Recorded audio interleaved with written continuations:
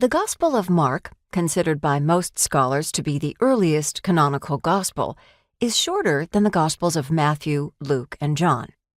Unlike the other three Gospels, Mark's text offers no account of Jesus' origins and no resurrection appearances. Instead, Mark's Gospel starts with the preaching of John the Baptizer, and it ends, at least in its earliest manuscripts, with three women fleeing the empty tomb in fear. Most biblical scholars agree that the evangelists we call Matthew, Luke, and John not only used Mark's Gospel as a source, but also supplemented and even sought to correct it.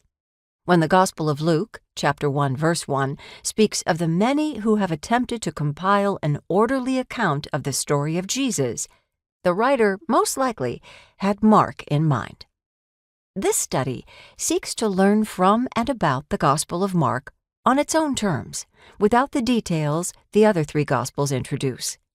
Going chapter by chapter rather than by themes, discipleship, Christology, miracles, etc., allows us better to experience Jesus' complex identity.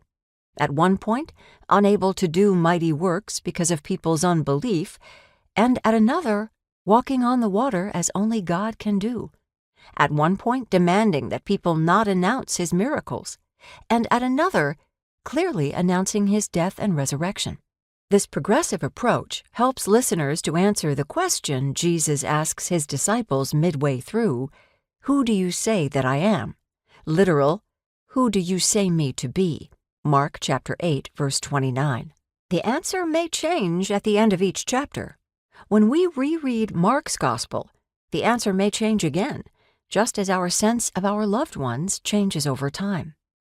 Since we cannot cover every story, this volume features in-depth studies of select passages that I have not elsewhere discussed in this series.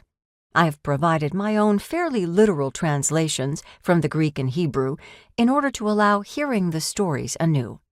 They may seem choppy, and they are, but what they do is reveal where in the Greek sentences terms appear, stick more closely to the Greek than English translations that smooth over Mark's occasionally awkward syntax, and remind us all that we are reading a work that was written 2,000 years ago.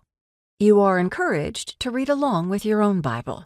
Comparing my literal translation to your English versions will help you focus on hearing the text as if for the first time, and that's not a bad thing. The chapters locate these passages in their historical context, develop their connections to the Old Testament, the Christian Bible, Part 1, and explain how they impact both the events that follow and give added perspective into what is earlier described. This study reveals how the Gospel of Mark spoke to its earliest audiences and how it continues to speak to readers, including me, today.